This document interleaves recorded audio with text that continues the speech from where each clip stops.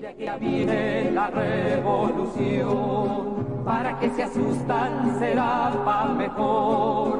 Es el pueblo entero el que ya está gritando, ¡viva la revolución! Iranian nuclear weapons development. They have turned the island into a communist hellhole. The experiment in Venezuela has failed completely.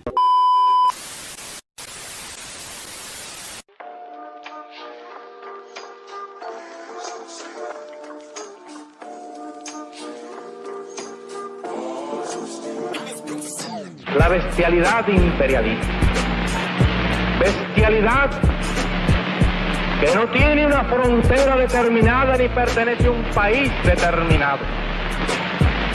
Bestias fueron las hordas hitleristas, como bestias son los norteamericanos hoy, como bestias son los paracaidistas belgas, como bestias fueron los imperialistas franceses en Argelia. Porque es la naturaleza del imperialismo la que bestializa a los hombres, la que la convierte en fieras sedientas de sangre que están dispuestas a degollar, a asesinar, a destruir hasta la última imagen de un revolucionario, de un partidario de un régimen que haya caído bajo su bota o que luche por su libertad. Y la estatua que recuerda a Lumumba, hoy destruida pero mañana reconstruida, nos recuerda también en la historia trágica de ese mártir de la revolución del mundo, que no se puede confiar en el imperialismo, pero ni tantito así, nada.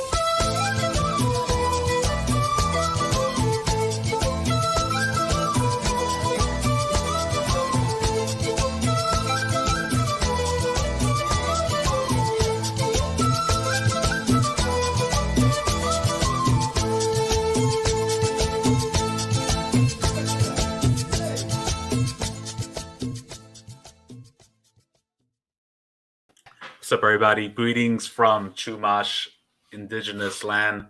This is episode 52, Unmasking Imperialism, Exposing Imperialist Propaganda in Mainstream Media. Today, the suppression of Indigenous history, attacks on our Indigenous sisters and brothers from both the right and the so-called left that opposes Indigenous liberation, that ridicules and talks down at Indigenous peoples. Today, we're going to be exposing some of the attempts to revise and suppress Indigenous history and resistance in the United States, the attacks on what some call critical race theory, but what others of us as Marxists, as communists would call just objective reality in the history of the oppression, the national struggle of Afro-Indigenous peoples, And we're going to talk about why communists in particular should oppose attempts to rewrite and sanitize the history of the United States, which is, in my opinion, arguably one of the most genocidal settler colonial projects that has existed in human history, and that its entire core and foundation is based on the systematic oppression of indigenous peoples, and why, as communists, we should abandon any sort of connection to America or the United States and support national liberation struggles of indigenous and African peoples. And joining me today is a good comrade, compañera Karena Acree-Páez. Do you want to introduce yourself, compañera? Tell us a little bit about what you're involved in, what you do, and some of your background. Sure, absolutely. So first of all, thank you, Ramiro, for being a good host and for inviting me here. I'm here on as a guest on my relatives' land in Ohlone Territory, aka the San Francisco Bay Area, settler colony, settler cities of San Francisco.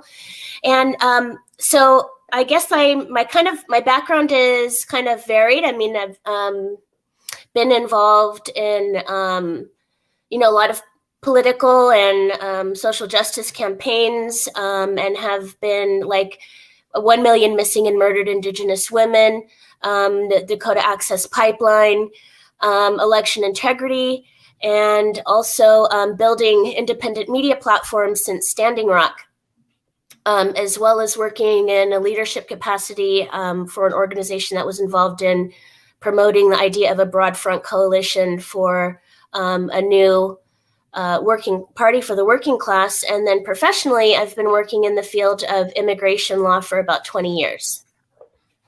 Awesome. Good to hear. And one thing that I'm a fan of your analysis and perspective is that you're one of the people who wants to synthesize, to combine the elements, the best aspects of Marxism, of communism, which is emancipatory, which is a liberatory ideology of the working class, and at the same time synthesizing it and combining it with national liberation and the rights of Afro-Indigenous peoples, especially in the so-called United States, of recognizing indigenous autonomy and sovereignty. Because something that we were talking about before is that we have these sort of two extremes where I saw this a lot when I first moved to LA. I met people who were indigenous or had indigenous background and rejected Marxism and said that it was a European white man settler ideology.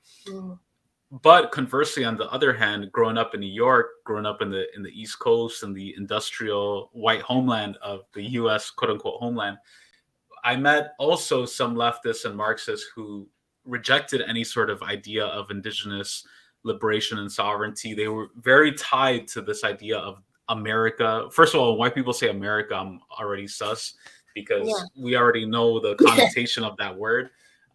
But they basically reduce everything only to economics, that they flatten the contradictions, right? As my comrade, Anu Sanwu says, that basically making it seem like, okay, let's all start from scratch. We're all equally oppressed.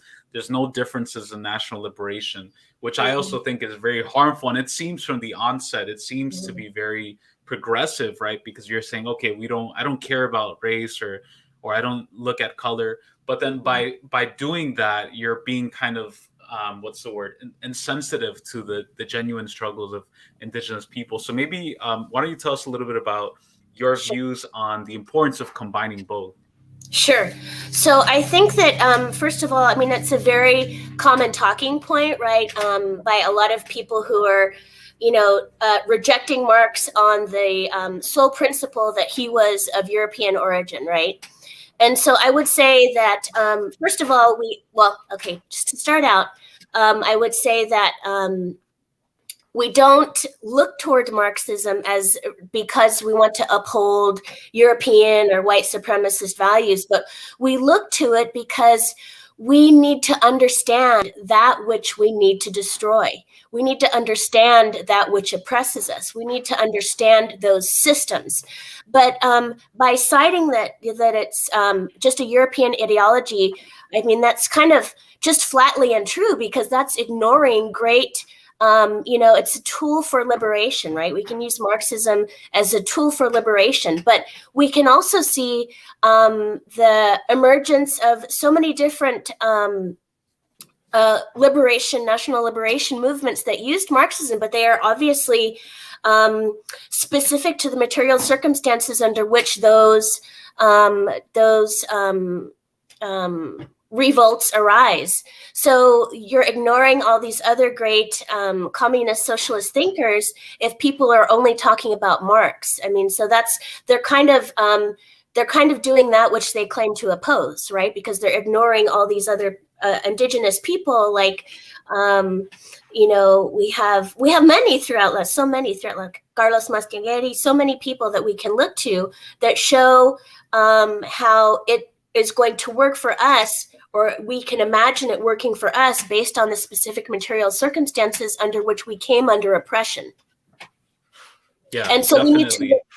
And so I think, I just kind of to finish that thought, I think we need to, as the people who have the most experience coming face to face with the settler project, I mean, people should be looking to Indigenous people to understand how that affects them and understand what liberation would mean from that, because we've had the most experience with the settler project, in terms of, and those same ideas that came at the time with first contact with when Europeans met Wampanoag Nation.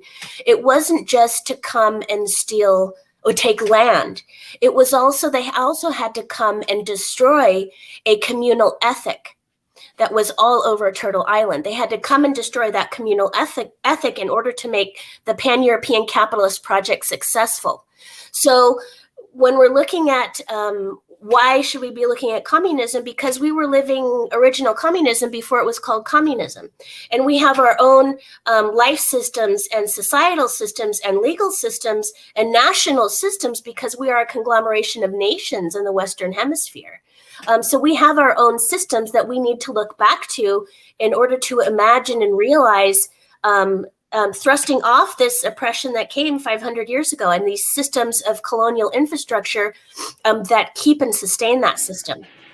Yeah, no, definitely. And it's like, even looking back at history, you look at the modes and relations of production, the modes of production in society that Marx talks about in Capital were based on what existed already in society, like hunting and gathering.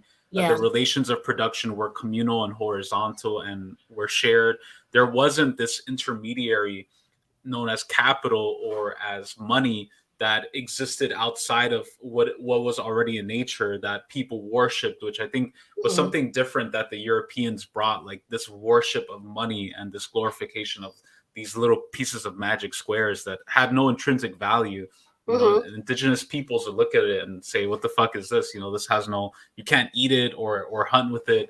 So I think that's something that I think a lot of times people don't really fail to recognize, is that like you mentioned, Indigenous peoples have already had these, what Marx would call primitive communism, and not primitive because the peoples are primitive, but because it represented a microcosm of what full-scale developed communism would be later on. What I want to do is I want to play a clip. This is from PBS. This is about some of the recent attacks on what they're calling critical race theory. A lot of the attacks against the teaching of Black and Brown history in schools is coming from the right. And unfortunately, some of the rhetoric is seeping even into the left. So I want to play this clip, and then we'll talk about some of the attacks on Indigenous history in schools. There were parents that were just sick of it. They were just sick of, constantly being told, if you don't agree with me, then, you're a racist. Ian Pryor's two daughters are in elementary school here. He's a former Trump administration Justice Department spokesman, now leading a group called Fight for Schools, a political action committee pushing back on equity and inclusion measures. We're not about not teaching history. We're about teaching history in an objective way that is not represented as America is systemically racist. When you're looking not at individual acts of racism, but the systemic racism that exists within America's educational institutions, what would you suggest be done right now? So there's a balancing act here of making sure that there's equal opportunity for all, that we're committed to meritocracy, but also that when we are trying to figure out how to deal with any kind of social problems, we do not overstep and overreact. There's 2 signs right there. Parents who agree with Pryor are now part of a growing chorus opposing what's known as critical race theory, or CRT, often a graduate-level framework that examines how the legacy of slavery and segregation in America is embedded in legal systems and policies. The thing is, critical race theory isn't being taught here, but that didn't stop dozens of parents from flooding a recent school board meeting to protest it. The critical race theory has its roots in cultural Marxism. It should have no place in our schools. I will do everything I possibly can to fight to the bitter end until you prove to me that you are not teaching my children that they are racist just because they're white. That outrage echoes messaging ricocheting across right-wing media. Critical race theory is racist. I don't see critical race theory, in our Declaration of Independence. Much of this can be traced back to a September 2020 directive by then-President Trump, instructing agencies to identify and halt funding of anti-bias training for federal employees that suggests, quote, the United States is an inherently racist or evil country. So a lot of Karens at those meetings, a lot of Karen haircuts, you see them, the how dare you moms, soccer moms. But here's the thing, right? Like people, like if I even show that to people, some white leftists, they'll say, oh, you're being liberal, you're supporting, the dominant liberal view. But it's like, to a degree, like you have to recognize that the oppression of Black and brown indigenous peoples in the United States is objective. It happened. And as communists, just because liberals are saying it doesn't necessarily mean that it's incorrect or wrong or pro-imperialist or anything. Obviously, they're subverting it, right? They're trying to use critical race theory to get Black and brown people back into the system to like vote Democrat and, participate in the bourgeois electoral system. We're saying it from the position of this is why, yes, the United States is inherently evil. Yes, this is why the U.S. is inherently a settler colonial project that has to be done away with. And it's not pessimistic to say that, right? We're just being real about it. But your reaction to some of the attacks on the teaching of Black and brown history in schools, and also like how some sectors of the white left are appropriating that. Okay, sure. So I think my reaction to the clip that we just saw would be to say that certainly whitewashing of history and exposing its ideas are not particular just to this political climate because of critical race theory right now that is a topic, but it's also kind of the hallmark of the profession of the historian and the people that are at educational institutions. And the trend has been to repeat this false narrative that the United States likes to say to itself. And the false narrative that United States likes to tell itself is that this is the greatest country in history that has ever existed, that if some mistakes were made, that's okay, because overall we're striving toward, a more perfect union, and the little wrinkles that we've had along the way are going to work themselves out, as we work toward a more just society, as if that were the objective. Well, the truth is that such statements are just a reflection of American exceptionalism, because we have to have the courage to ask, how does the rest of the world view the United States? And we have to look to the first peoples of this land in order to understand the complexities of that relationship. And so I think too many Americans that know little or nothing about the deeply disturbing history of invader colonialism in the Americas have been living comfortably guilt-free, which is a term that my former colleague who passed away in September, Myron Dewey, I worked with him on digital smoke signals for almost 7 years now. But he used to always say that, why he would present the idea that why do you have to why do you think you should have the right to live guilt-free for centuries? And that's true. But in terms of the what I think the parents and the Karens, like you say, are really scared about exposing is that one of the greatest tricks of white supremacy was ever pulled was convincing white people that white supremacy is a fringe extremist belief, and that rather than being the cornerstone of Western civilization. And so that's the same thing as pretending that racism is an anomaly caused by ignorance. Rather than an ever adapting strategy that's weaponized specifically to provide the moral and legal justification for highly profitable crimes against humanity for centuries. And I do think even, like you said, the left weaponizes it too. And I'm not sure if you're talking about what I think of the left, like kind of the woke left. Is that what you're talking about? I would say some sectors of the left, I would say in particular the white left, who are extremely holding on to the U.S. as a flag, the U.S. as the America, quote unquote, as an identity, who try to say, okay, let's look to our past, the founding fathers and Abraham Lincoln, as these progressive figures. Okay, so that's great. I actually really like that idea because I think that if we're going to look at the founding fathers, then as historians or in doing critical analysis, let's go ahead and look at those original documents. Let's look at the original documents and what they say about the foundation and the establishment of this country. And then this is also related to the idea, of course, of whitewashing history, because, as elementary school children, it's ground into our heads from day one that we are to memorize the phrase, justice, liberty and justice for all. So that's what we're supposed to take from the founding documents. But if we go a little bit further down in the Declaration of Independence, we are called merciless savages, And so, let's go ahead and look at the primary documents. If they want to do that, I would love to challenge them to look at the primary documents, and you'll see that we are called merciless Indian savages. So I'm kind of confused at the idea as how the greatest democracy on the face of the earth was born out of by stolen land and genocide. It doesn't make sense. Yeah, no, definitely. And even, this is something that I saw online, U.S. history riddled with massacres and genocide. And this is just some of the basic history that I think people have to be aware of related to the United States. Population in the 13 quote unquote American colonies grew from 2,000 to 2.4 million between 1625 and 1775, displacing Native Americans from Eastern North America. After U.S. independence in 1776, settlers moved west, clashing with and eradicating the Apache, Cherokee, the Cheyenne, the Chinook, Navajo, and Sioux tribes.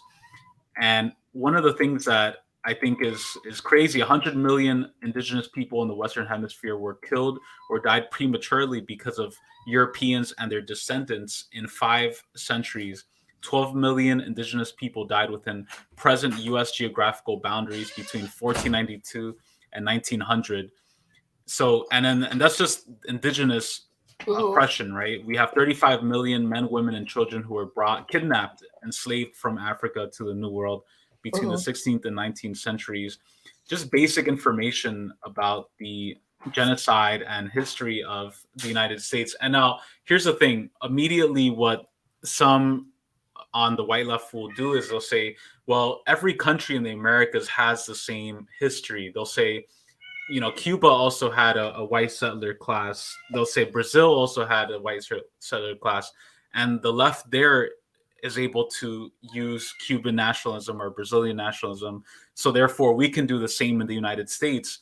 But at that moment, I pause them and I say, well, you can't use that same logic, because into the 1800s, 1900s, the U.S. became the preeminent imperial power under the flag of the U.S., colonizing indigenous and Mexican lands in the Treaty of Guadalupe Hidalgo, Puerto Rico, Guam, Cuba, Central America, South America, and now the world. So they've had 2 different trajectories, right? You can go to Hawaii, or you can go to Africa with a Cuban flag, and people aren't going to see it the same way that they do a U.S. flag. And so I think, you know, that's important to mention. But why don't you tell us a little bit about also some of the legal basis, the doctrine of discovery of the enslavement of Indigenous and African peoples?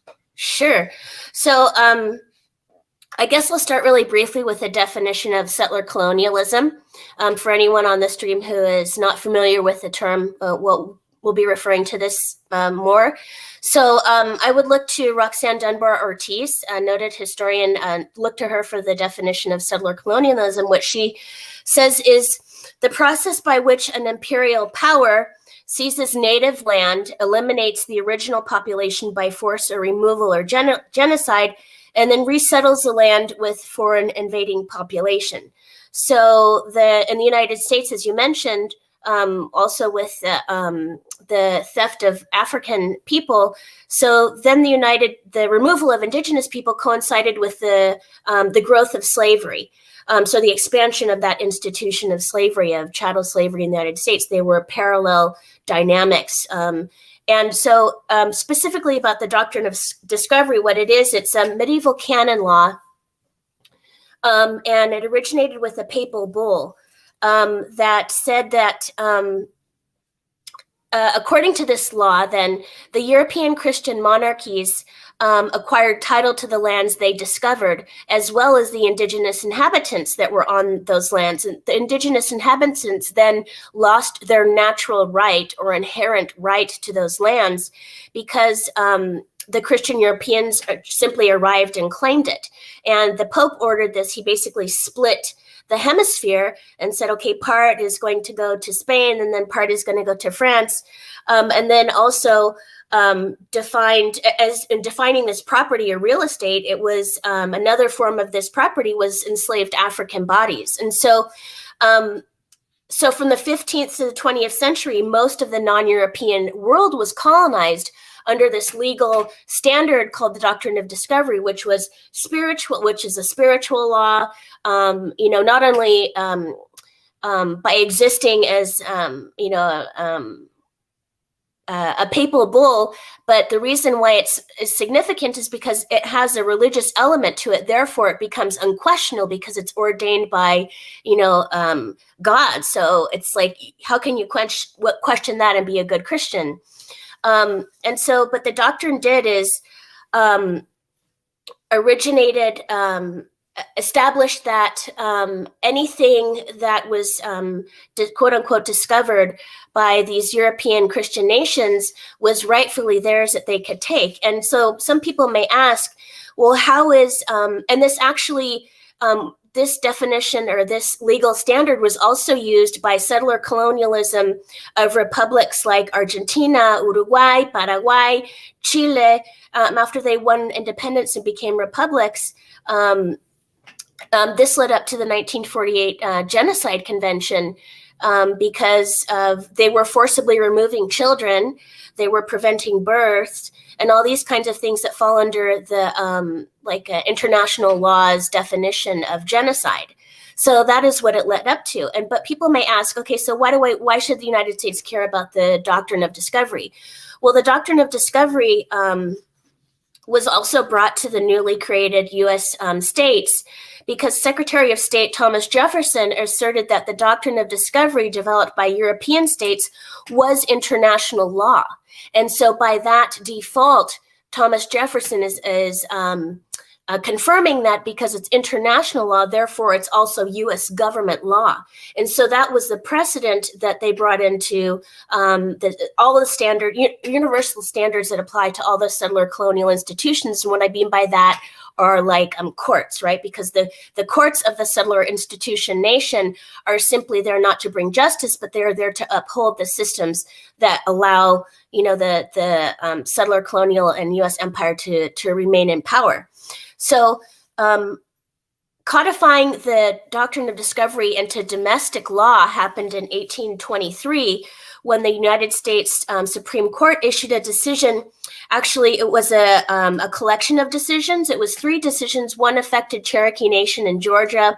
One where Chief Justice John Marshall held that the doctrine of discovery had been an established principle of European law and an English law in effect in British North American colonies. So therefore, it was also the law of the United States.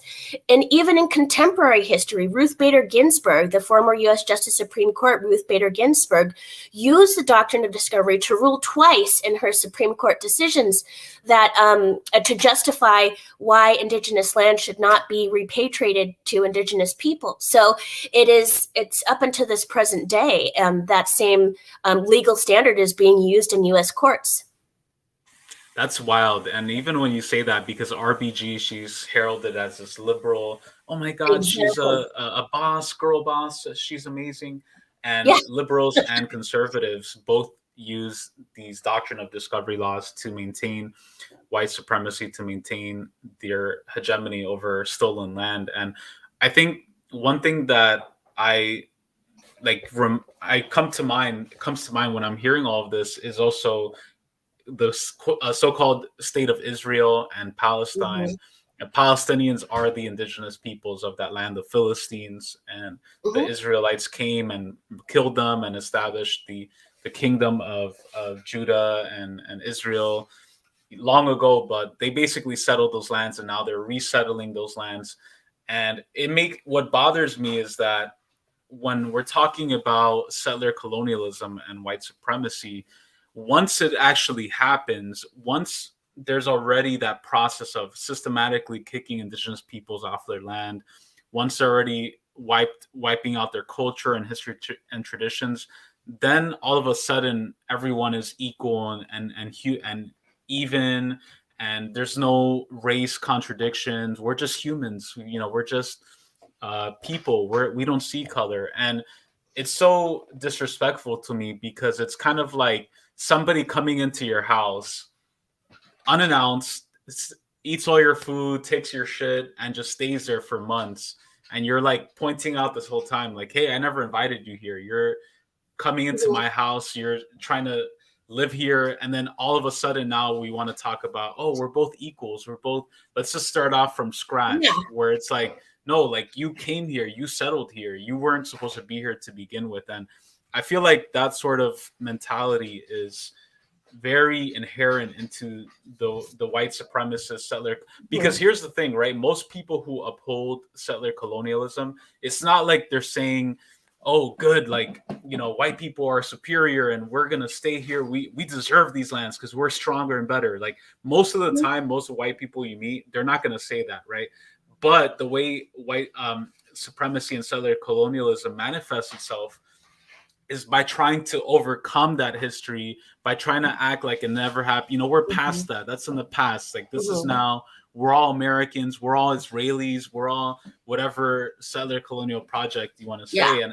And just this attempt to like restart the clock from zero, that in itself is the mindset of settler colonialism. So what I want to do is I want to play a clip. This is from PragerU, attacking indigenous peoples and what they describe as critical race theory. I want to play this and get your reaction, because even though it's coming from the right, I think certain sectors of the white left are also promoting this view. So I'm going to go ahead and play this. Holidays are a great time to riddle Americans with needless oppressive guilt. But the one that stands head and shoulders above the rest is Columbus Day. The day where progressives indoctrinate your children into believing Columbus to be Satan incarnate, the USA to be his evil spawn, and the Native Americans to be pacifists. And so now we have Indigenous Peoples Day. Or as it would have been named 30 years ago, Aboriginals Day. Or as it would have been named 10 or 15 years ago, Native Americans Day. Or as it could be named tomorrow in Canada, First Nation Peoples Day. Feeling the urge to self-inflict grievous bodily harm yet? That's only natural because the whole charade has become an exercise in hating Western civilization, which is really just an exercise in hating yourself. First, as far as Columbus goes, the guy deserves some credit, right? Flawed, to be sure, but he was the greatest navigator of his age, the first person to cross the Atlantic from the continent of Europe, and he did so without any maps and only 3 small ships. If you can name them, by the way, comment below, as I'm sure your professor can't. But your professor probably has taught you the tale of Columbus as a villain, usually as a starting off point to indict the United States as a whole, often relying on a few key myths and some pivotal lies by omission. So, to start with, I'll bet that you probably believe Columbus and other European settlers to simply have committed mass genocide against Native Americans, indigenous. But here's the truth. While there were many examples of brutal warfare between Europeans and Native Americans, neither side actually committed genocide. In fact, there was never an outright policy of Indian extermination. The Native Americans were mostly wiped out through infectious diseases that the settlers had inadvertently brought with them. Of the estimated 250,000 natives in Hispaniola, Columbus's first stop in the Americas in 1492, new infectious diseases wiped out a staggering 95% of their population by 1517. As far as genocide by violence, you can look at any historical account of even the most one-sided battles and find that they were still just that, battles. Take Wounded Knee, although hundreds of years later I only bring it up because I know that if I don't, you will. It's become ubiquitous with the idea of Native American genocide. After all, there were 150 to 350 Aboriginals killed or wounded. That's terrible. But there were also 25 American soldiers killed and 39 wounded. That's not genocide. That's a one-sided beatdown with Old Glory wielding the hammer. And sometimes the massacres went the other direction. See the Apaches for reference, or the Comanches, or a dozen or so other tribes. So the natives often gave as good as they got. Not exactly the way genocide usually tends to work. So a lot of the bullshit and propaganda from the right wing, I think the 2 points that stood out to me is that people who uphold this line, that just pointing out that indigenous peoples have been oppressed, that there's been genocide against them, that they're seen as haters, right? And I hear this also from the left too, where people say, oh, you're just hating on Western civilization. You're just hating on America. You're being so negative and pessimistic. How are you ever going to win over white workers if you're just hating and being so negative? It's like, dude, over 100 million indigenous peoples were murdered. Like, of course I'm going to be fucking negative and upset. You know what I mean? The other thing is also the fact that he's talking about also trying to be like Native Americans, indigenous peoples, also carried out massacres. They also were violent, but it's you can't compare the level. And first of all, it's on their land. They're defending themselves, right? Right, against exactly. this invasion, you know. So I don't know your reaction to all of that.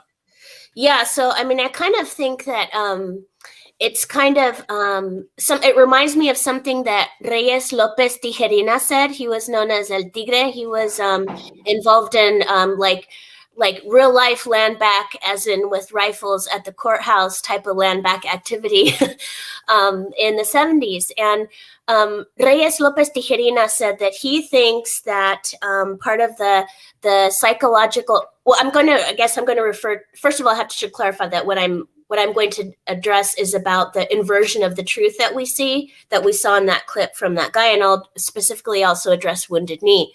But Reyes Lopez Tijerina said that he thinks kind of like the psychopathy or the psychological distortion of the Anglo happened after the Treaty of Tordesillas in 1494, because that was when Spain and Portugal kind of cut Britain out of the whole piece of the imperialist pie.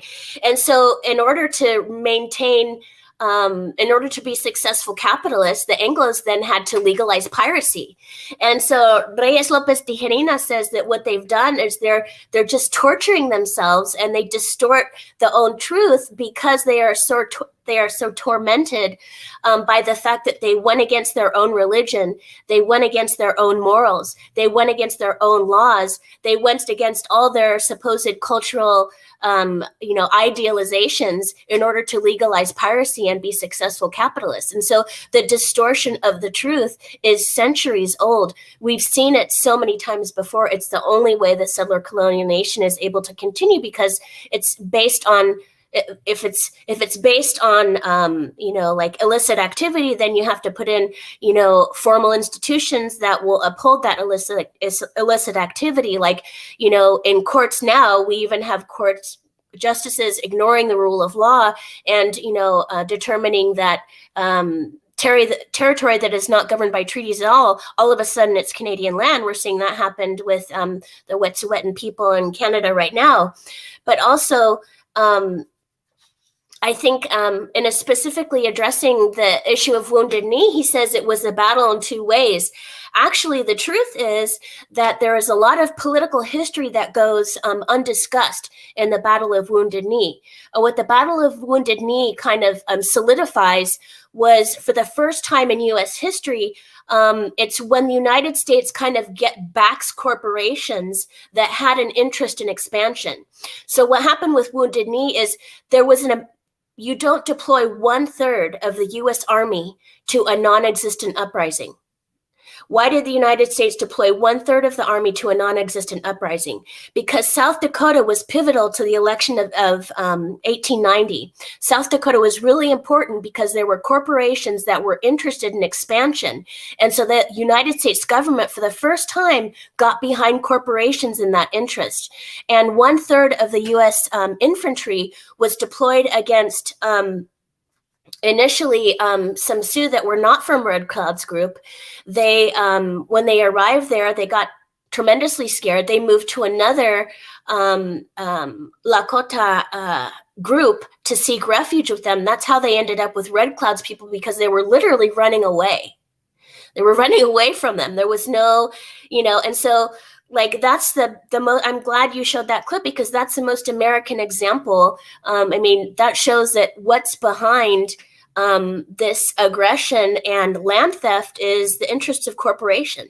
And there's an excellent book on this topic that talks about the political history of Wounded Knee, and I'd recommend it. Yeah, I'm glad you mentioned the role of corporations and capitalism in indigenous genocide, because even one thing I'd like to point out as well is that the first flag of the U.S. is actually the flag of the East India Company, and the U.S. was basically established as a corporate tax haven for people from the UK to come here and do whatever they want and worship capitalism and worship fake money. And it's a whole different mindset that indigenous peoples already had here. And I just feel like the mentality of settler colonialism, the psychology of it, there's so many different elements to it that are fucked up. But I think that one of the ways in which one of the most horrendous aspects of settler colonialism is attempts to gaslight people who just point out reality, point out that indigenous peoples have suffered, continue to suffer. Even today, the reservation and Native Americans are the most impoverished peoples in the quote unquote United States. If you go to a reservation, it's basically like third world conditions. No running water, no electricity. You have the man camps where people are working miners are going there, and then in those areas you have murdered, missing indigenous women who are never found, who are abused, who are pillaged. Maybe why don't you tell us a little bit about some of the conditions facing indigenous peoples today, and why it's not crazy to support, because what people tend to say too is that, it's over and done with, right? The Native American people are a minority anyway, so what good is it to support Native American liberation? So why don't you tell us a little bit about like what's going on today? Yeah, I'd love to. So I've identified 5 examples of material consequences of the doctrine of discovery and how they are ever present in today's society. So one idea is that the material consequences is that currently the U.S. Department of Justice is mass incarcerating indigenous people who are rightfully seeking asylum on their ancestral homelands. And so we have $1 billion contracts that U.S. presidents have engaged in. I'm talking about Obama specifically, just before he left his office. He engaged in a $1 billion contract with Correction Corporation of America to build a for-profit prison specifically for women and children who are asylum seekers. And so that's one way that is happening. There are currently about 25,000 people in ICE custody. There is a report that is available on USCIS.gov, which is the Immigration and U.S. Immigration and Citizenship Services website, that shows a daily report of how many people are in custody. Right now, it's about 25,000 that are in custody. Again, these are in for-profit detention centers where women have been, given forced hysterectomies and exposure to chemicals, and not to mention COVID and children is a whole nother thing. Children are, going on hunger strikes, because they literally are like starving because the food is anyway. So that is the material reality that is the result of this kind of legal precedent to dehumanize us. Because the only way they can justify this and feel comfortable in it is if we have been dehumanized to lesser status than human beings. And that's something that is the legacy of the doctrine of discovery. Another way is the phenomenon, as you mentioned, of 1 million missing and murdered Indigenous women. And the relation of that to man camps is there's also a direct historical correlation. Because if we look at, for example, what were the early fur traders, French and English fur trader stations, those were basically the first man camps, because not only were they trading animal furs, they were also selling the flesh of Indigenous women and children. And so that was kind of the first iteration of the man camp.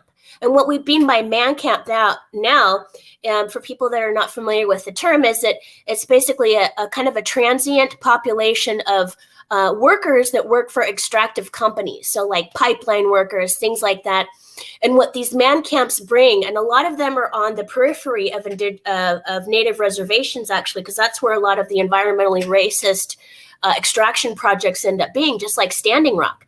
A lot of people of your viewers may remember that Standing Rock was rerouted outside of a white North Dakota area in order to, because if it's gonna poison the water because the white people stood up and fought back against Standing Rock in North Dakota, so they rerouted it next to a Sioux reservation, right? But so the phenomena of 1 million missing and murdered Indigenous women has a direct continuance to the present day. And what the 1 million missing and murdered Indigenous women movement, and that uses the hashtag MMIW, that's a reflection of the trafficking of Native women, which has happened since the time of first contact 500 years ago. So there's also the mass, by missing and murdered Indigenous women, I should mention that the reason why it's such a huge problem is that there is a complex framework of laws that are specific to the reservation, that are specific to U.S. territory, about what an Indigenous person can report. They can't report a non-Native person who's committed a crime on them on the reservation. So there's this complex network of laws that are designed not to talk to each other. And that makes the crisis a lot worse. Because if you can't report somebody who committed a crime against you just because it happened on the reservation, you have no recourse. Also, another material result is the mass incarceration of working class raza. And by raza, I mean everyone indigenous to the Western Hemisphere and those nations who have integrated with us. And then also another material consequence that we deal with now is our people being the most exploited workforce in the United States. And people can refer to the Bureau of Labor Statistics if you want to see the data on that, on why we are the most exploited labor force. And then lastly, the fact that Paiute Shoshone Nation is the most bombed nation on the planet. And that is because of the practice and activities of the military-industrial complex. So, I don't know what more glaring contradiction than to say that we have the most bombed nation on earth within this own country's borders that the U.S. empire has inflicted. So, this bombing is still going on. Go to Nevada right now. They're having their ancestral homelands threatened because of mining for lithium, for the next iteration of the quote unquote green, not really green kind of technology. It's still evasive. It's still encroaching on indigenous land, and it's still destructive to the earth and life systems. It's crazy the levels of insaneness that settler colonialism in the United States have taken. Another interesting aspect of the history, I was recently reading about the history of the railroads in the United States and how a lot of the railroad magnates also invested in alcohol, like companies like Schweppes and other bottling companies. And they purposefully used alcohol, wine, and spirits to get Native American peoples drunk, to first of all to displace them from their lands and move them to other lands, right? Then to work on the railroads or the mining companies in those areas, like Rio Tinto mine and others across the Southwest. Then they would force them to become wage slaves at building these railroads. Then they would build bars and liquor stores around those railroads, so that all the few little pennies that they would earn, they would spend at the bar or the liquor, taking advantage of their tiredness, of their poverty, to get them drunk and to control them. And you had this coming back full circle. And even, when you look at some of the literature, the Native American literature about spirits and wine, and how it has this almost demonic element to it, where it's like invading you, and the white man bought it to steal the lives and the bodies of indigenous peoples, to violate women. There's so many levels to it that is crazy to me. What I want to do in the few minutes that we have left, it's been really dope speaking with you, Comrade Karena. I want to play a clip. This is from a Native American scholar who's talking about Lincoln and the quote-unquote founding fathers and their role and participation in some of the worst atrocities, hangings of Native American peoples. And I want to talk about what are responses to white leftists who want to sanitize the U.S. and call it the American Revolution, and say that we have to uphold Lincoln as some sort of progressive figure because he had a letter or two with Karl Marx. So I'm going to play this, and we'll get your reaction. I live in the state of South Dakota, right? And I grew up there. Yeah. And I see Mount Rushmore.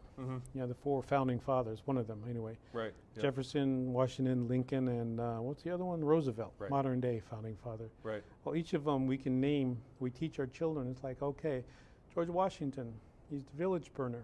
He ordered his army, Continental Congress Army, to go and kill every Indian that has a village up and along the Missouri or the Mohawk River, and in the state of New York, in this area, any native. And you put a bounty out on them, and you give them, the males the bigger bounty, and if you get them, bring the skins here. And we go on and on and on. Jefferson also called hunt them down like the wolf. He excluded Native people as he was writing, stealing the words from the Iroquois people. Teddy Roosevelt nationalized over 52 million acres to make national parks, and he took those away from reservations in the early part of the 1900s. Who's left? Lincoln signed the Emancipation Proclamation. The same day he signed this country's largest mass execution of 38 Dakota men for supposedly stealing a cow that wandered onto their given reservation boundaries. And then the Dakota said, oh, we're sorry, we didn't know, it didn't have a brand, and we thought it was on our own, we were hungry, we were starving at the time. So the Native people gathered about 40 other skinny cattle as well, and gave it to the one farmer. That one farmer wanted justice. He says, I want the man, I don't want the cows. So all of them said, I am guilty. So the army came down, and that's when that sort of war came along. And in the end, over 500 were indicted. So Lincoln signed, well, let's only hang 38 of them. They all hung at the same time in Mankato, Minnesota. So these are, the ideas that people are holding up as, well, forget about what we did to the Indians or the Native people. Let's hold what this freedom and caring for loving our fellow men is based upon. But let's not talk about the tree roots people. Let's talk about what we can change as far as grassroots movements is concerned. We're not concerned about having a graveyard still under the U.S. Capitol building with the Lenape bones, the graveyard still on that hill of where the U.S. Capitol building. Let's not talk about that. This was a burial mound sacred to the Indians. It's still there. It's proven. It's still there. So if people want proof, anything I say can be picked up in a book. So some of the heroes of America, Washington burning down indigenous villages to the ground, Jefferson stealing political ideas about democracy and federalism from the Iroquois Nation and then attacking the Iroquois Nation, and Lincoln, somebody who is heralded even among some people on the left as a progressive, and they say Lincoln freed the slaves and he worked with Karl Marx and this and that, signing the largest mass hanging of Dakota men. What is your reaction, compañera Karena, to people who want to try to do these mental gymnastics and try to use these figures and these genocidal leaders like Washington, like Jefferson, like Lincoln, and try to somehow say that we have to use these figures with what some have described as American socialism? Well, I would see that that's highly problematic, because if we're honest about using scientific socialism as a tool for liberation, then we have to study material fact, right? So we have to look at material fact. We can't look at fictive histories. Like you said, Washington was known as Town Destroyer. That was the nickname he was given. He was known as Town Destroyer. And it's also with the contradiction there of Lincoln is, first of all, I wouldn't say Lincoln freed the slaves. If you actually study history, you will know that the slaves freed themselves by presenting themselves as on the front lines of the war. So the slaves freed themselves. They left the plantation and forced the Union Army to deal with it. And so the Union Army was forced then to take action and decide, what are they going to do? Are they going to let them come and integrate them? So that was the impetus behind Lincoln's Emancipation Proclamation. It's because the slaves had freed themselves and put themselves at the forefront and forced that decision. Also, all of this is related to the myth that we are a country of immigrants. This is not a country of immigrants. Immigrants are people that come and want to be integrated into the culture and society and the people that are already on a nation. None of the people that came from Europe were looking to become members and citizens of Wampanoag Nation. They were not looking to adopt the customs and language and become citizens of Wampanoag Nation. The truth, so they are not immigrants, therefore they are not immigrants. They came to destroy and steal land. So, the contradictions are enormous if you're pretending to be a student of scientific socialism, but you refuse to look at material fact. Well said. And I think it's important to understand that, because I think a lot of times what happens is that people will look at the revolutionary movements of our nations, for example, in Latin America and the Caribbean, in Nicaragua or in Venezuela or in Cuba, and they'll say, okay, well, the left there, they uphold Jose Marti in Cuba, for example, or Simón Bolívar in Venezuela, or Sandino in Nicaragua. But what we have to keep in mind is that these figures had a totally different trajectory in history compared to somebody like Lincoln, Jefferson, or Washington, who carried out some of the biggest atrocities and murders. Like, you can't compare them qualitatively. And also, like, I feel like by just copying and pasting the strategy of what other people around the world do, you fail to recognize one of the elements of Marxism that Marx talks about himself is the difference between quality and quantity, and how a change in quantity affects the quality of something. And undoubtedly in the United States, there was more genocidal massacres of indigenous peoples and African slaves than some of these smaller Latin American and Caribbean countries. You can't even compare. And by trying to say like, we should look to our history and Lincoln and Washington and use these figures for American socialism, you're completely failing to recognize the quantitative difference in how bad the genocide was here in the so-called United States, and also failing to recognize that the United States is the preeminent imperialist power, the most horrific imperialist power that I would say is responsible for more deaths and crimes, probably rivaling the British Empire and so many others. But it's to such a different degree that, you can't compare it to a country like Mexico or Brazil that has a totally different history. And so that's why, somebody, shout out to Big Teal, by the way, in the chat, said that indigenous, let me see if I could find it. It was a really great quote. They said that, hold on one second. It was basically talking about the importance of linking, here we go. Indigenous liberation is key and interlocked with the international struggle against imperialism and the fight for socialism. That's exactly right, because indigenous peoples were the first peoples who were experimented on and tried and tested with capitalism, the first victims of it. And it is through learning about their struggles of resistance that we can find inspiration. And that is what real communists and socialists, even in Latin America, do to this day. Like if you look at some of the leaders, like in Bolivia or in Peru, like the communists there, they're studying Tupac Katari, they're studying you know, all these figures. So I don't know, any last thoughts from you, compañera Karena? Yeah, well, I guess I'll offer a quote by James Baldwin. He says that, and this is related to this idea of American exceptionalism that you also kind of just touched on. When asked about the Ames occupation of Wounded Knee in 1973, of course, that's the second Wounded Knee, 1973, James Baldwin told an interviewer, Americans have no attitude toward history at all. Because, in fact, the whole achievement of being American is the attempt to destroy history. It does not exist. It is not a concept. What Americans mean by history is something they can forget. They don't know they have to pay for their history because Indians have paid for it every inch and every hour.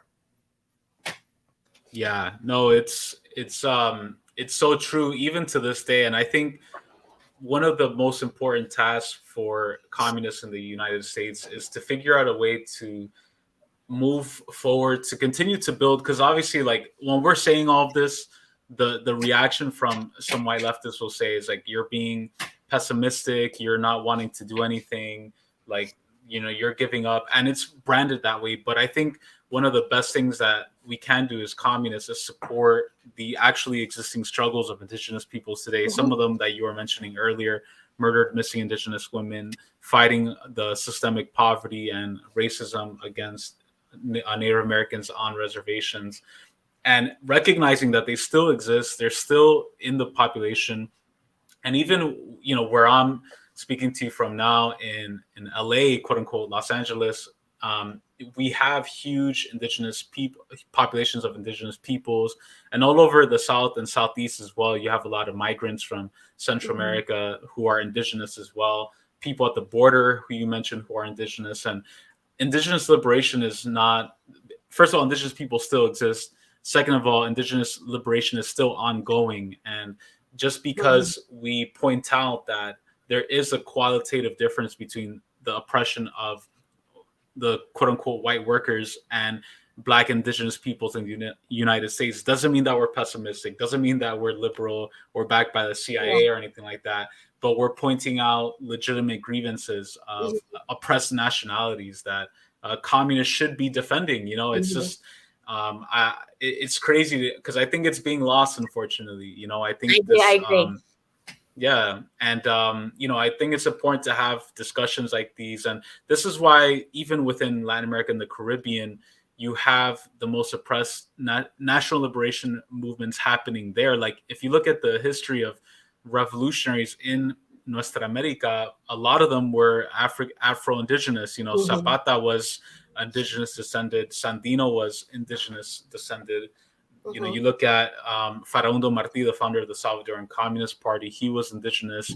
All across South America, a lot of the guerrilla movements led by indigenous peoples, Afro-Indigenous peoples, the Cuban Revolution, Afro-Cubans. Vicente Guerrero in Mexico, he was indigenous and African, You know, and exactly, you know, and so I think it's something that people have to really keep in mind, that there is no liberation for the working class without liberation for African and indigenous peoples. And we have to understand that. And unfortunately, I think it's being lost. But I think discussions like these, just going over this basic history that's being attacked, that's being systematically attacked in schools, is really important. But compañera Karena, thank you so much. It's been a pleasure speaking with you. I hope to have you back on soon. Is there anything you'd like to plug or shut up before you head out? Oh, I would just say, I guess I'm a member of the ANTICONQUISTA collective. So check us out there at ANTICONQUISTA on all social media platforms.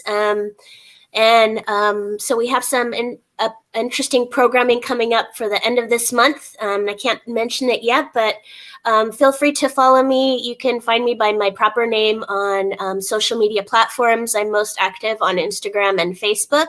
And then check out ANTICONQUISTA and also Digital Smoke Signals. I'd say you can find me there too. That's an Indigenous media platform that's bringing media through Indigenous eyes. So you might find some interesting things there. Beautiful, beautiful, amazing. Thank you so much, compañera Karena. Shout out to everybody who's watching and listening, by the way. We're going to go out with a tribute to Indigenous women of the Americas. Thank you so much, compañera Karena, for joining us. Hope to talk to you soon. And take care, everybody. Have a great week. Thank you. Take care.